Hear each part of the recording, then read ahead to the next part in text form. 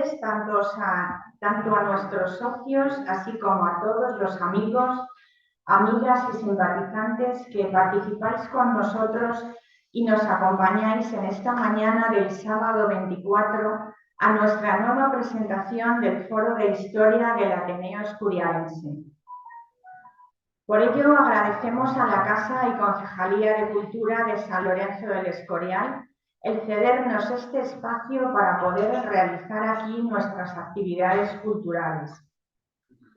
Precisamente hoy, y como antesala a la Semana de la Mujer, nos adelantamos y os traemos un personaje de suma importancia que forma parte de la historia de la medicina porque contribuyó con su descubrimiento a evitar la muerte de muchas mujeres, dadas las circunstancias que concurrían en aquellos momentos en el posparto y puerperio.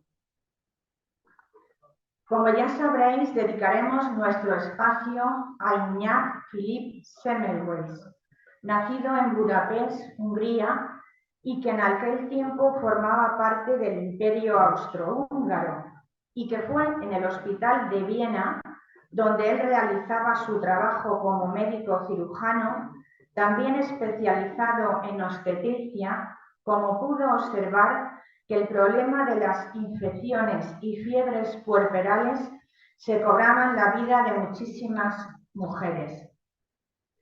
Fue Iñak Semmelweis un importante personaje histórico, médico y trascendente científico que precedió los hallazgos de Pasteur y Lister y que cambió, por tanto, la historia de la medicina, aunque estuvo poco reconocido en su momento.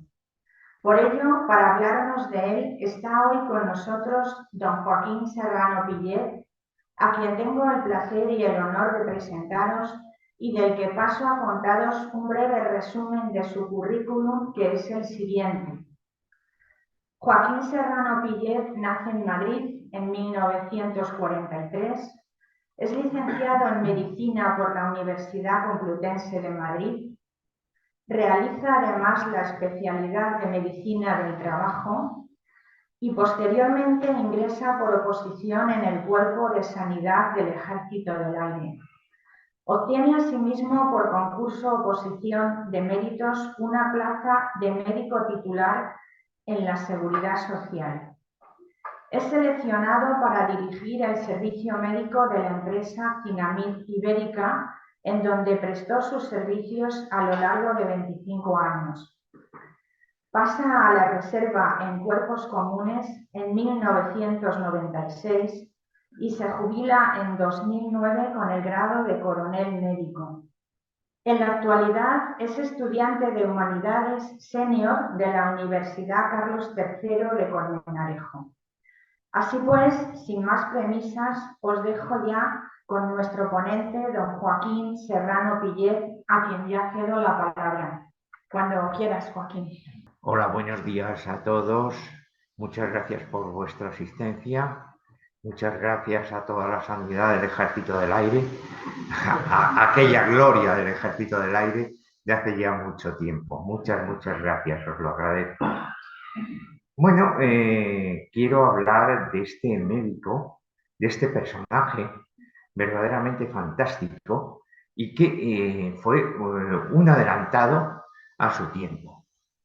Fue una mente verdaderamente privilegiada. Descubrió las medidas profilácticas en las fiebres puerperales, pero además aplicó el método estadístico en los estudios de la medicina. Es la primera vez que esto se hacía en el mundo. Pensemos en Hipócrates, siglo V a.C.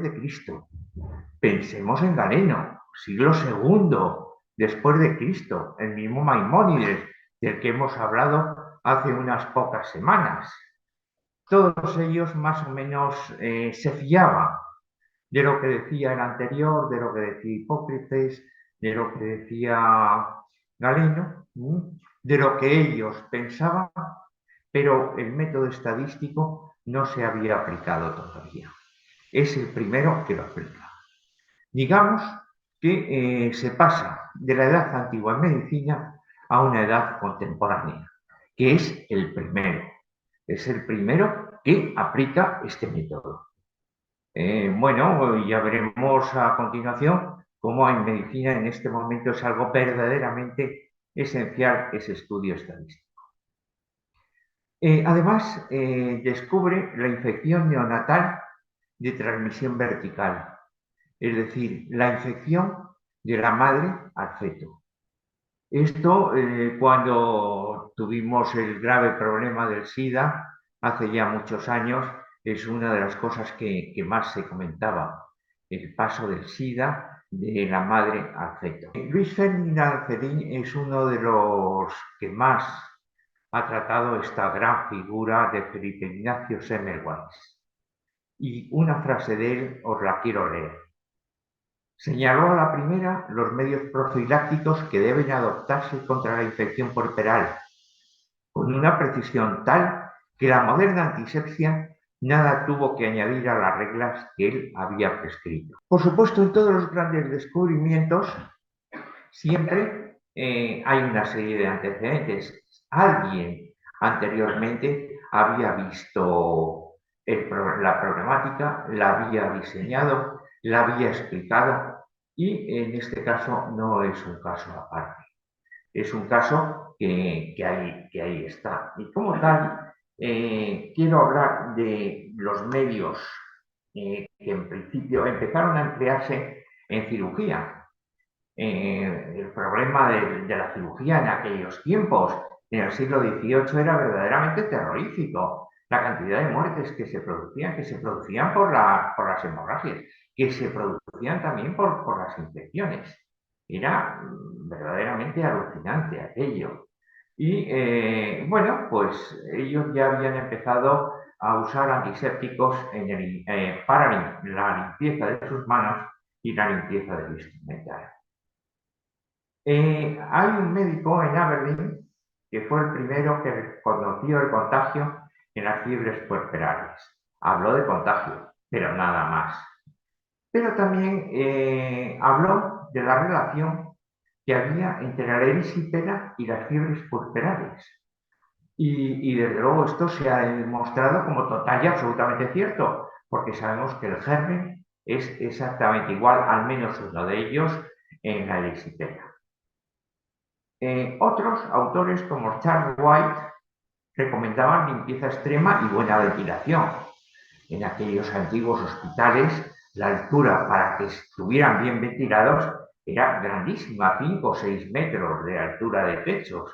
Allí, pues lógicamente, se congelaban todos los médicos, los enfermos, todos, porque el calor, aunque se intentase caldear, todo el calor subía hacia arriba, hacia el techo. También Boer, que fue el antecesor de Klein, Klein fue el que persiguió a Semmelweis por todas partes, comenzó a aplicar estas medidas en la maternidad de Viena. Por supuesto, cuando llegó Klein, ahora os iré comentando, inmediatamente la suprimió. Ni ventilación, ni limpieza, ni nada en absoluto. Era algo total y absolutamente proscrito.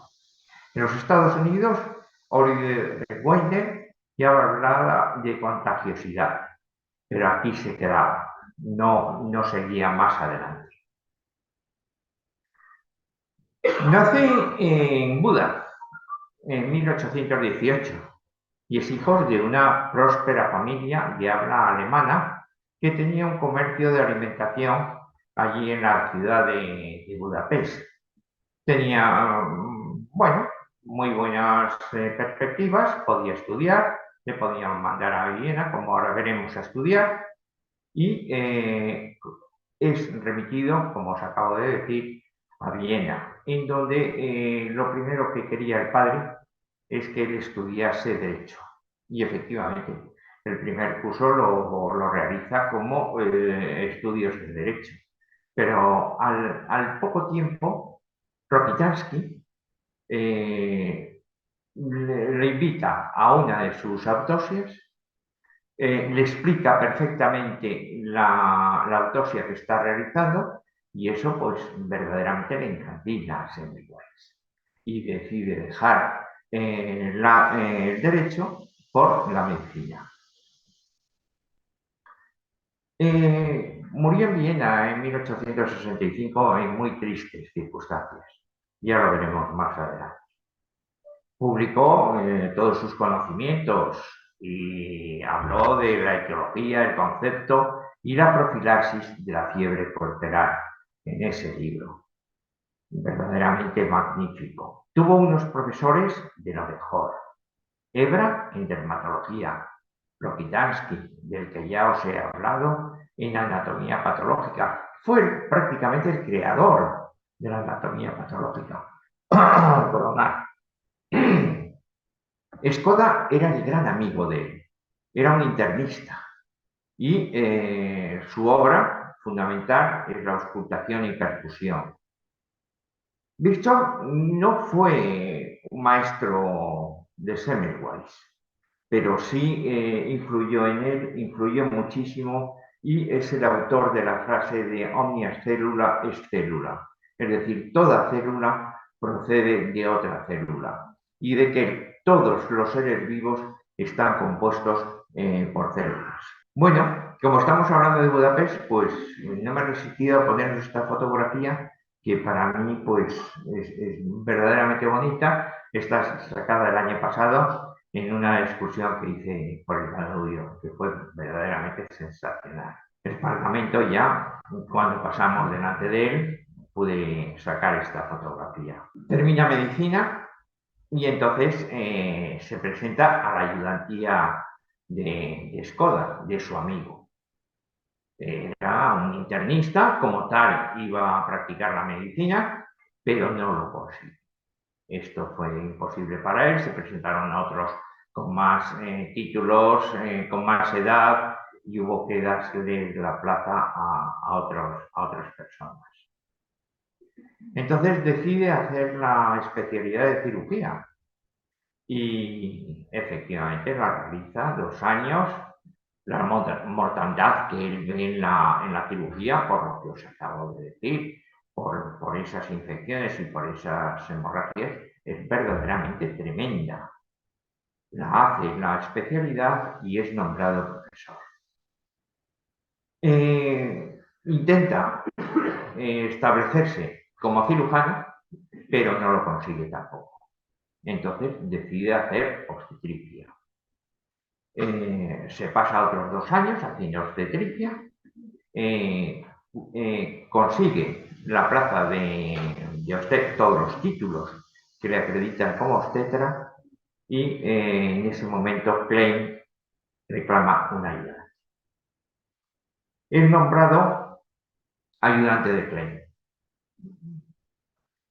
Y en cuanto que llega allí a esa maternidad, a la maternidad número 1 del Hospital General de Viena, se encuentra con un espectáculo verdaderamente dantesco. Una media de un 10% de muertes por fiebres puerperales, una media de un 4% en la 1 y en la 2. La diferencia era grande, ¿no? Entonces, Klein estaba el jefe afirmando que las fiebres puerperales son la consecuencia de la antigüedad de los edificios. Claro, en una sesión clínica que el segundo le responda en la maternidad de Boers, mucho más antigua que la nuestra, morían menos mujeres que en la 1 del Hospital General. Eso debió de ser verdaderamente determinante. En pocos días, este Klein, que encima gozaba de un auténtico favor en la corte, conseguir la destitución de Semmelweis. Skoda, por supuesto, era un gran amigo. Skoda trabaja con él y ahora lo veremos. Pero aquí os quiero presentar la diferencia entre la clínica 1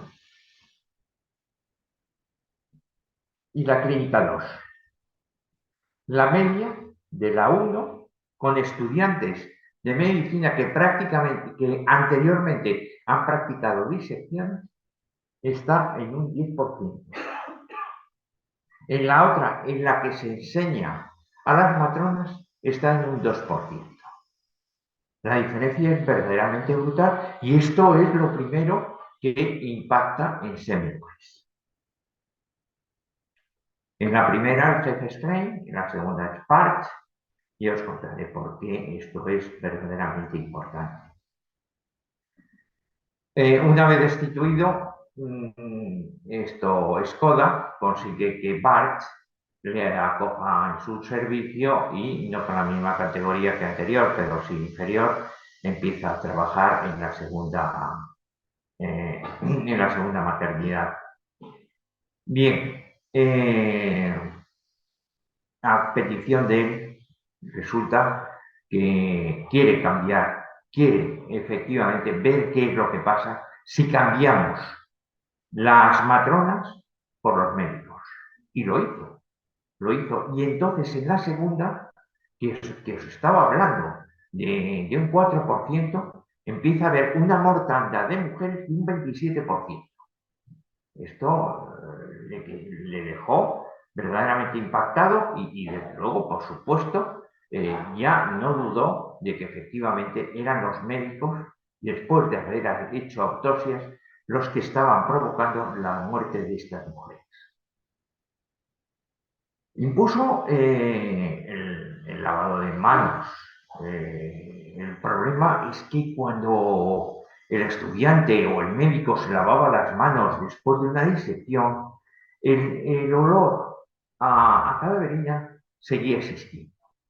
Entonces decidió que había que usar un antiséptico. Ese antiséptico fue el hipoclorito cálcico. Efectivamente, sí se lavaban las manos y usaban el hipoclorito cálcico, ese olor desaparecía y conseguían un descenso hasta del 12% en la mortandad de las mujeres. Él se dio cuenta una vez de que se había lavado las manos, las había introducido en hipoclorito, pero después de explorar a una enferma, siguió explorando a otras 5. Y esas otras 5 cayeron con unas fiebres puerperales y murieron. Se dio cuenta de que cada vez que hacía una exploración tenía que lavarse las manos y tenía que introducirlas en el antiséptico. Con esto, la mortandad bajó a una cifra muy próxima al 0%. Prácticamente desaparece la mortandad. Por supuesto, no solamente son estas causas las que él barajó, sino otras muchas. Por supuesto, pensó en el hacinamiento, pero es que resultaba que en la 1 había muchas menos mujeres que en la 2. ¿Por qué? Porque las mujeres de Villena lo conocían y lo conocían perfectamente.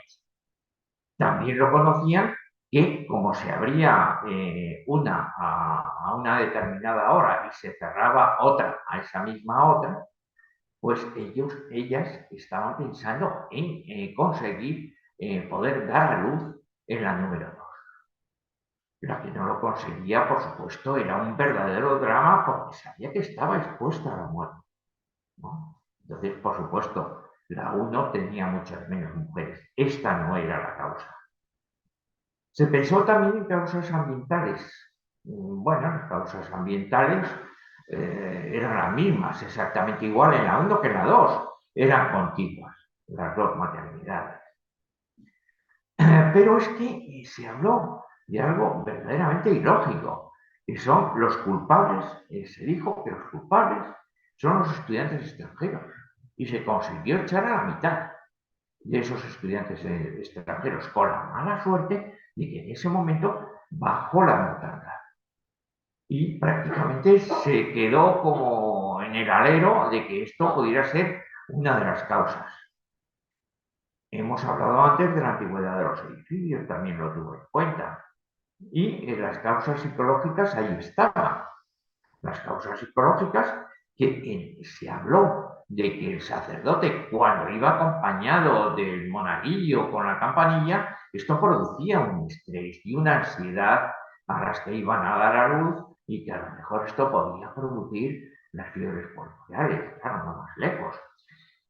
Hay una cosa verdaderamente clara, es decir, tenemos que saber los conocimientos que había en esa época y esos son los conocimientos que debemos de estar barajando, no los conocimientos que tenemos ahora. Es el presentismo, el decir que ahora con estos conocimientos esto es verdaderamente ilógico, es irracional, no. No, porque los conocimientos eran muy escasos, verdaderamente escasos en ese momento, y era lógico pensar en todas estas cosas. Murió Koleska. Koleska era un amigo de Semmelweis. Él estaba fuera, él estaba en un viaje por Venecia, disfrutando de unos días de turismo, y cuando llega y vuelve a Viena, se encuentra con que efectivamente su amigo ha muerto y le cuenta la autopsia que se le ha realizado y ve que es más o menos igual que lo que produce la muerte a estas parturientas. La causa fue una picadura anatómica, es decir, se hizo una pequeña herida, o se la hizo él o se la hizo un estudiante, un ayudante, lo que fuera. No viene al caso. Lo cierto es que se lesionó y eso es lo que le provocó la fiebre puerperal. De ahí que él empezó a hablar de las partículas cadavéricas. Desconocían lo que era una bacteria. La bacteria todavía no se había visto. Entonces, lo único que podía hablar, de lo único que podía decir, era concretamente de estas partículas cadavéricas. Bien, esto es lo que os acabo de comentar, que lo único que se decía era por su olor y es por lo que había usado el hipoclorito cálcico. Aquí vemos el uso del hipoclorito cálcico y el uso del lavado de manos. La diferencia de esta media a esta media es verdaderamente abismal. Aquí está el uso del hipoclorito cálcico. Aquello fue verdaderamente esclarecedor para él, no para el resto, sobre todo para la mayoría no fue esclarecedor. Hablando de ese presentismo, también tenemos que hablar de cómo estaba la sanidad en este siglo XIX, a mitad de este siglo XIX. Aún se creía en el desequilibrio de los 4 humores básicos, de la sangre, de la bilis, unos hablaban de la bilis negra, otros de la bilis amarilla, otros hablaban de la linfa y de la flema, ¿no? El gravísimo problema de esto es que pensaban que con la sangría se podía restablecer ese equilibrio de los humores. Claro, lo único que hacían era disminuir las defensas al enfermo con esas sangrías. Maimónides, os recuerdo que decía que una sangría extrema no era nada aconsejable. Es decir, que más o menos se habían dado cuenta de una pequeña sangría, debían de decir. También se hablaba del aire malsano, de las miasmas. Eso no era ni más ni menos que la malaria, el mosquito. Aquí, hablando de este Escorial, de este San Lorenzo del Escorial, tenemos aquí el monasterio que se ha construido aquí porque en principio se había pensado que se debía de construir en la Fresneda, lo que es la actual Granjilla. Pero es que aquello hay una cantidad de charcos de agua en donde, lógicamente, en sus orillas, las aguas más calmadas, ahí era donde el Anófeles depositaba sus huevos. Entonces, allí había una cantidad de mosquitos tremendos y aquello estaba plagado de esas miasmas, que al fin y al postre hoy día sabemos que es la malaria. También se hablaba de malas influencias, atmosférico-cósmicas, terrestres, en fin, algo que hoy día sabemos que no tiene ninguna razón de ser. Sigo hablando del presentismo y creo que el presentismo lo tenemos que tener en cuenta en todo momento en cuanto que hagamos uno de nuestros juicios. Hablamos de la infección y es que esto es para echarse verdaderamente a temblar, porque es que este era lo único que se conocía de la infección. El pus muy trabado, el pus de buena especie, el pus laudable. Es que era verdaderamente inconcebible, vamos, el adelanto y los adelantos que tenemos hoy día, es que es verdaderamente maravilloso. Klein siguió persiguiendo y siguió persiguiendo a Semmelweis. Klein era un poderoso y consiguió que le echasen de Viena. No le quedó más remedio que volver a Budapest. Y allí consiguió una pequeña plaza en el hospital de San Roque. Cuando estuve por allí el verano pasado, me quedé con muchísimas ganas de poder visitarlo, porque además está allí el museo de él. Era un viaje organizado y me fue totalmente imposible. Me quedé con verdaderas ganas de verlo. Se encontró con un espectáculo verdaderamente dantesco. Un cadáver, 5 embarazadas, afectadas de fiebres puerperales, algo verdaderamente terrible, pero inmediatamente impuso sus métodos, su lavado de manos, su antisepsia y, lógicamente, en 5 años solamente le fallecieron 8 pacientes de fiebres puerperales. El 0,85%. Y os estaba hablando hace un momento de un 4% y de un 10%. La bajada fue verdaderamente significativa. Muere el catedrático de obstetricia, Birling, y él es nombrado catedrático de la Facultad de Pest. Por supuesto, allí también puso sus métodos y después empezó a escribir cartas, una serie de cartas que ya os iré contando a continuación. Aquí le vemos con todos los profesores. ¿Le veis? Ahí está, en la Universidad de Budapest, con los brazos cruzados en el centro y un poco en segundo plano. Se dedicó a escribir a todos los directores de maternidad de Europa. Usó a sus estudiantes que dieron a conocer los resultados de Semmelweis tanto en Londres como en París. Se publicó en la revista Lancet. La revista Lancet en ese momento era de un prestigio impresionante, pero sigue siéndolo, y se sigue publicando la revista Lancet dentro de medicina. En Inglaterra ya se había hablado de que era una enfermedad contagiosa y que ahí estaba, pero no seguía más adelante. No hablaba del medio de transporte de esa infección, ¿no? Con lo cual, pues se quedaba totalmente a la mitad. Tuvo la mala suerte de que encima, o tuvimos la mala suerte, la humanidad, de que en ese momento se declara la independencia de Hungría y el ejército croata invade Hungría. Con lo cual todas estas teorías quedaron totalmente, si no abandonadas prácticamente. Aquí os estoy hablando de que los ingleses siguen diciendo que la teoría infecciosa era de ellos, pero la transmisión, por supuesto, no. Dietrich, que fue el antecesor de Klein, hablaba de falta de limpieza en el intestino. Bueno, hasta podría ser cierta. Hoy día sabemos que no lo es, pero bueno, es lógico. Pero es que había otro médico en Copenhague que decía que unas cantidades tan pequeñas eran capaces de matar a una paciente. Lo veía verdaderamente imposible que estas cantidades tan pequeñas pudieran matar a una paciente. Hoy día sabemos que sí que es muy posible y que son microbios.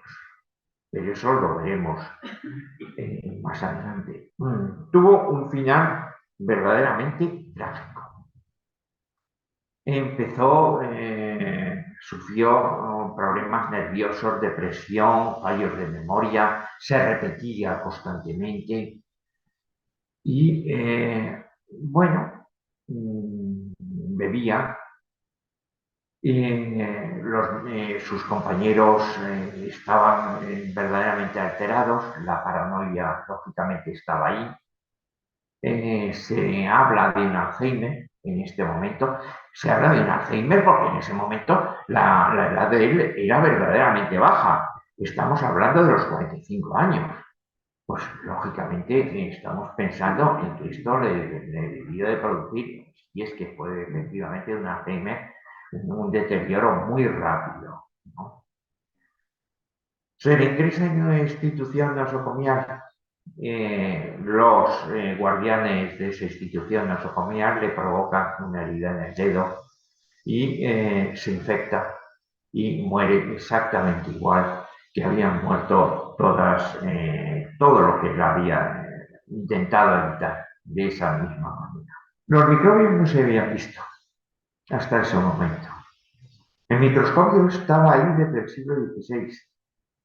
Las lentes cóncavas y convexas ya se habían descubierto que ampliaban y ampliaban de una manera muy grande el campo de la visión.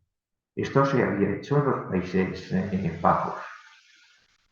Galileo ya lo usó en 1610, este telescopio, más o menos cóncavo y convexo. Marfigi descubrió el glomérulo renal, esa estructura del riñón, con estos microscopios tan verdaderamente elementales. En el siglo XVIII, y sin necesidad de tinción, ya se describen los primeros seres vivos, pero estamos hablando de amebas. Amebas están muy cercanas a la posibilidad de que el ojo humano las pueda visualizar. Hasta que no llega a Carl Zeiss, este microscopio no se mejora y no se mejora de una manera que esa microscopía normal se contempla en la actualidad. Louis Pasteur es el primero que descubre que la sangre de un paciente recién nacido con sepsis neonatal es capaz de aislar a unos gérmenes que pueden ser estreptococos, estafilococos, en fin, ¿para qué decir los nombres? Gérmenes, bacterias, es lo verdaderamente importante. Ya había sido desquitar la relación de la erisipela, ya os lo había comentado, y ahí sí que estaba el estreptococo. Fue gordo en la verdad. Louis Pasteur reconoció el mérito de Semmelweis en 1879 y en una sesión clínica en la que se estaba hablando de este tema, dijo: Leo, nada de eso explica la fiebre puerperal. Es la enfermera y el médico los que llevan los microbios de una persona infectada a otra sana. La cosa ya estaba clara, pero ya habían pasado 50 años. En esos 50 años, muchas mujeres pudieron salvarse gracias a Semmelweis. Aquí os he traído un estreptococo y una demostración gráfica que es verdaderamente curiosa. Si nosotros con una torunda infectamos una placa de la sangre, una placa para cultivar bacterias, tenemos que, si no nos hemos lavado las manos, la cantidad de colonias que se pueden ver. Lo estáis viendo aquí. Si nos lavamos las manos, el número de colonias disminuye y disminuye de una manera muy grande. Y ya, si encima metemos las manos en un antiséptico, prácticamente todas las colonias desaparecen. Para terminar, esta es la estatua frente al Hospital de San Roque de Budapest, que me hubiera encantado conocer y me hubiera encantado poder fotografiarla. Pero no pudo ser. Me quedé verdaderamente con las ganas. En fin, este fue un gran hombre, un gran médico, y que creo que debe de ser conocido, y que eso es lo que más me ha motivado para hablaros de esta manera. Muchas gracias por vuestra atención y preguntarme todo lo que queráis.